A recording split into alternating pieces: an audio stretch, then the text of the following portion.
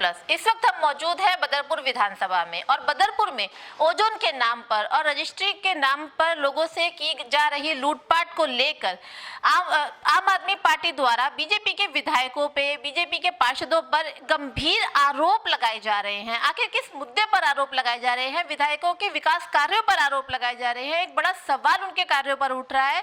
तो इन्हीं सब ज्वलंत मुद्दों को लेकर इस वक्त हम मौजूद हैं मोलाबंद में और यहाँ पर हम बात करेंगे आम आदमी पार्टी की पूर्वांचल शक्ति लोकसभा उपाध्यक्ष डॉक्टर वीके जैन जी से और उनसे जानेंगे कि आखिर आम आदमी की पार्टी के पास ऐसे कौन से सबूत है, कौन से प्रूफ है, किस आधार पर आम आदमी पार्टी बीजेपी के पार्षदों पर, बीजेपी के विधायकों पर इस तरह के गंभीर आरोप लगा रही है। तो चलिए बात करते हैं डॉक्टर वीके जैन जी से। सबसे पहले स्वागत है आपका राइट इंडिया प्लस पे। थैंक यू मैडम, मैं आपका और आपके चैनल का धन्यवाद करता हूं। सर, आपके सभी वार्डों में टिकटों की मारामारी देखने को मिल रही है। टिकट एक है लेकिन चेहरे अनेक है, तो आगे आने वाले वक्त में पार्टी में बगावत भी तो हो सकती है। इस बारे में क्या कहना चाहेंगे? देखिए, ये आपका काल्पनिक प्रश्न है। सभी पार्टियों के अंदर कोई भी पार्टी हो, चाहे वो भारतीय जनता पार्टी हो, आम आदमी हो या अन्य कोई पार्टियां हों, सभी में जब चुनाव का वक्त होता है तो दावेदार कई होते हैं। कभी कभी ऐसा भी होता है, आपकी बात ठीक है कि बगावत होती है, लेकिन हमारे यहाँ ऐसा कुछ भी नहीं है। आम आदमी पार्टी एक आंदोलन से निकली हुई पार्टी है और यहाँ पर जो भी आया है वो सेवा करने के लिए आया है, इसलिए हमारे यहाँ बगावत बहुत कम होती है। फिर भी अगर कोई बगावत होती है और कोई बगावत करता है, ऐसा है तो वो धूल में मिल जाता है। हमारे पिछली बार जिन विधायकों के टिकट काटे थे और उनमें से जिसने भी बगावत की वो आज कहीं के भी नहीं है और सब कुछ उनका ख़त्म हो चुका है। दोबारा से पार्टी में आने का प्रयास कर रहे हैं। तो मैं आपको ये आश्वस्त कर दूं, ये कोई भारतीय जनता पार्टी या कांग्रेस पार्टी वाली पार्टी नहीं है। यहाँ से अगर किसी ने बगावत करने की पहले तो कोई ज़रूरत करेगा नहीं, अगर कोई ज़रूरत करेगा तो वो अपना नुकसान करेगा। वैसे अब तक मेरी नॉलेज में यह है कि जो हमारे साथी हैं वो कोई भी इस प्रकार के नहीं है जो पार्टी के साथ बगावत करें। सर, आप लोग कहते हो बीजेपी के चारों पार्षदों ने लूट मचा रखी है, जिसमें महेश लोहिया का भी नाम आता है, तो क्या उनकी कोई एक लूट आप साबित कर सकते हैं? देखिए मैडम, मैं आपको जो लूट की बात है, आप देखिए, आदेश गुप्ता जी ने सरकारी ज़मीन पर अपना ऑफिस खोल रखा है, बिना किसी नक्शे के, बिना किसी कार्रवाई के। आप देखिएगा, इनकी जो श्रीमती मंजू पार्षद जो हैं, मंजू खंडेलवाल पार्षद हैं, उनके ने अपने पति के ट्रस्ट को 50 करोड़ की संपत्ति ट्रांसफ़र करा दी। और भ्रष्टाचार के क्या और बताएं, इन्होंने नोबेल्टी सिनेमा को कौड़ियों के भाव बेच दिया। और इसके अलावा जो है करोल बाग में एक स्कूल को तोड़ करके उस पर जो है बिल्डिंग बना दी जो है पार्किंग के लिए। तो इस तरह के काम है, ये भ्रष्टाचार नहीं है तो और क्या है। जहाँ तक सवाल है महेश लोहिया जी का, महेश लोहिया जी ने कोई काम ही नहीं किया तो भ्रष्टाचार क्या करेंगे? आप बताइए उन्होंने क्या काम किया। आप लोग हमसे बताइएगा, आप लोग पूछिएगा, अपनी ओर से दिखाइएगा कि ये काम उन्होंने किया है। कोई काम ऐसा उल्लेखनीय कार्य है, ये झाड़ू पहुंचा के, वो भी हल्के काम, जहाँ सफाई भी पूरी तरीके से नहीं है, कौन सा उल्लेखनीय कार्य किया है? भ्रष्टाचार का काम तो वहाँ होता है जहाँ कोई काम हो तो उसमें भ्रष्टाचार होता है। काम नहीं करेंगे तो क्या भ्रष्टाचार करेंगे? कि महेश लोहिया जी ने भ्रष्टाचार नहीं किया, तो फिर क्यों चारों पार्षदों में महेश लोहिया जी का भी नाम आता है? देखिए, महेश लोहिया जी भारतीय जनता पार्टी के पार्षद हैं और इन चारों में शामिल हैं। सहमति सबकी होती है, जो फंड आता उसका उन्होंने प्रॉपर हिसाब नहीं दिया। भ्रष्टाचार का आरोप इसलिए है कि पाई पाई का हिसाब जनता के सामने उन्हें रखना चाहिए। कितना पैसा आया, कहाँ खर्च हुआ। सच तो ये है, होना ये चाहिए कि जनता का पैसे का हिसाब जनता को पहले बता करके कि क्या क्या काम कराए जा रहे हैं, कितना पैसा आ रहा है, कैसे कैसे खर्च किया जा रहा है, इसको जनता को जानने का अधिकार है। और इसलिए जो है महेश लोहिया जी पर भ्रष्टाचार के आरोप लगते हैं। उन्होंने ये काम क्यों नहीं किया? ये काम जनप्रतिनिधियों को चाहिए कि वो जनता को पाई पाई का हिसाब दें। सर, आप लोग बीजेपी के विधायक पर काम न करने के आरोप लगाते हैं, लेकिन पिछले 2 साल की अगर बात करें तो 2 साल में बदरपुर में काफी काम विधायक द्वारा हुए हैं।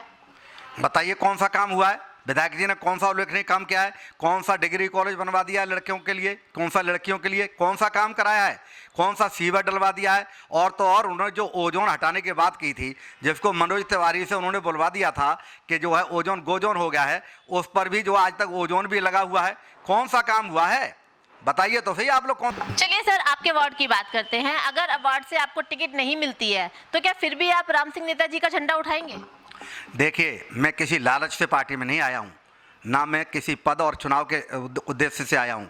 मुझे टिकट नहीं मिलता है, इससे मेरे ऊपर कोई फर्क नहीं पड़ता है। मैं आम आदमी पार्टी के सिद्धांतों और नीतियों के कारण आया हूँ। मैं माननीय जो है केजरीवाल जी को अपना प्रेरणा स्रोत मानता हूँ, वो मेरे आदर्श हैं और हमें इसमें कहीं कमी नहीं है। टिकट अगर नहीं मिलेगा तो इससे मेरी सेहत पर और मेरे विचारधारा पर कोई फर्क नहीं पड़ेगा। मैं हमेशा जो है आम आदमी और राम सिंह नेताजी जो है आम आदमी का जिन्होंने झंडा उठा रखा है, मैं उनके साथ रहूँगा। सर, आप पढ़े लिखे होने की बात करते हो, अच्छा काम वार्ड में करने की बात करते हो, लेकिन अगर आपको टिकट मिल जाती है तो जीत के आप नया काम क्या करोगे? क्योंकि आपके हाथ में तो सिर्फ साफ सफाई रहेगी, तो कैसे वार्ड का विकास करोगे?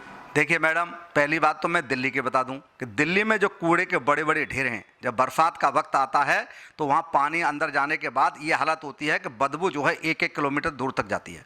तो ये तीनों जो है ओखला में, गाजीपुर में, वलसपा डेयरी में जो कूड़े के ढेर हैं, इनसे हम बिजली बनाएंगे, जिससे क्या है, एक तो सस्ती बिजली मिलेगी, दूसरा ये कूड़े के ढेर खत्म होंगे। दूसरी बात आपको बता दूं कि बाढ़ के अंदर एक जो नगर निगम का स्कूल है, वो नगर निगम का स्कूल जर्जर हालत में है, कभी भी गिर सकता है और बहुत बड़ी भयानक दुर्घटना हो सकती है, बच्चे दब सकते हैं। उसका पुनर्निर्माण कराएंगे, बढ़िया तरीके से उसको जो अच्छे तरीके से कराएंगे जिसमें बच्चे पढ़ सकें और उसे प्रतिभा विकास विद्यालय में कन्वर्ट करेंगे। उसके अलावा आपको बता दूं, जो साफ़ सफाई का स्ट्रक्चर है उसमें आमूल चूल परिवर्तन करेंगे। या जो भी सफाई वाले आते हैं वो सफाई करने के बाद कूड़ा वहाँ पड़ा रहता है, वो कूड़ा वहाँ पड़ा नहीं रहेगा, नियमित रूप से वो कूड़ा उठाया जाएगा, नियमित रूप से सफाई होगी। साथ ही साथ जो सफाई का स्तर है, वहाँ कूड़े की जो गाड़ियाँ आती हैं वो प्रत्येक घर से कूड़ा लेकर के लेंगे। ऐसा नहीं हो सकता है कि वो रोड से निकल गए और कूड़े वाले को पता नहीं चला, घर वाले को, और कूड़ा घर में ही रह गया। ऐसा बिल्कुल नहीं होने देंगे। जी सर, आपने अभी बात करी कि आप कूड़े से बिजली बनाएंगे, तो सर बिजली बनाने के लिए आप मशीनें लगाएंगे, मशीनें लगाने के लिए आपको जगह चाहिए, तो जगह कहाँ से लाएंगे? देखिए, जो कूड़े के ढेर हैं उनका इस प्रकार का स्थल बनाया जाता है जहाँ से कूड़े से जो है बिजली बनती है। आपको अगर ना पता हो तो विदेशों की ये टेक्नोलॉजी है, आप वहाँ से ज्ञान इसका प्राप्त कीजिए। निश्चित तौर से जो है कूड़े से बिजली बनती है और बनाई जाएगी। नहीं सर, बनाई तो जाएगी, लेकिन उसके लिए उपकरण भी तो लगाए जाएंगे ना, उसके लिए जमीन कहाँ से लाएंगे? उसके लिए ज़मीन की ज़रूरत नहीं पड़ेगी। जहाँ पर कूड़ा होगा वहीं पर जो है इस प्रकार का स्ट्रक्चर होता है कि उससे बिजली पैदा होती है और इसमें कोई ज़मीन की आवश्यकता नहीं होती है। सर, दिल्ली को पूर्ण राज्य का दर्जा प्राप्त नहीं है, तो अगर आप कोई भी नया कार्य करते हैं किसी भी तरीके का, जैसे आपने बताया अभी कूड़े का, आप कूड़े से बिजली बनाएंगे, तो सर इसकी परमिशन तो आपको एलजी से लेनी पड़ेगी, और एलजी केंद्र शासित है, तो क्या गारंटी है कि आपको आप परमिशन मांगेंगे तो वो परमिशन दे देंगे आपको? देखिए, उनका भी काम जनता का जो है भला करना है, और जनता के भले की बात है, ये दिल्ली के भले की बात है, दिल्ली के हित में है, वो परमिशन देंगे। और दूसरी बात है, अब भी तो सरकार के तमाम कार्यों में, तमाम फाइलों पर हमें एलजी साहब की अप्रूवल लेनी पड़ती है।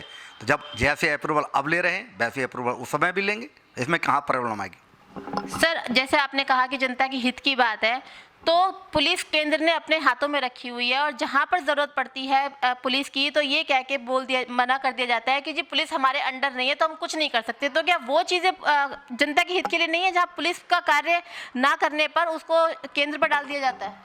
देखिए, पुलिस हमारे पास नहीं है, ये बात बिल्कुल ठीक है। जनता के हित में अगर पुलिस भी हमारे पास हो तो और अच्छा हो, लेकिन ये केंद्र का और जो है नगर निगम के बीच का मामला है कि इसमें उनको ये प्रॉब्लम आ रही है कि अगर वो पुलिस जो है दिल्ली सरकार को देते हैं तो उसको उनको प्रॉब्लम आ रही है। वो उस प्रॉब्लम का धीमे धीमे वो आपसे विचार करेंगे, दिल्ली केंद्र की सरकार देखेगी। अगर उनको लगता है कि ये उचित नहीं है तो जैसी सरकार चल रही है उसी हिसाब से चलेगी। अगर वो हमको पुलिस भी देते हैं, ज़मीन भी देते हैं, पूर्ण राज्य का दर्जा देते हैं, तो निश्चित तौर से दिल्ली का विकास हम ज़्यादा बेहतर तरीके से कर पाएंगे, इसमें कोई शक तो है नहीं। इस वीडियो को लाइक करें, हमारे चैनल को सब्सक्राइब कर बेल आइकन जरूर प्रेस करें।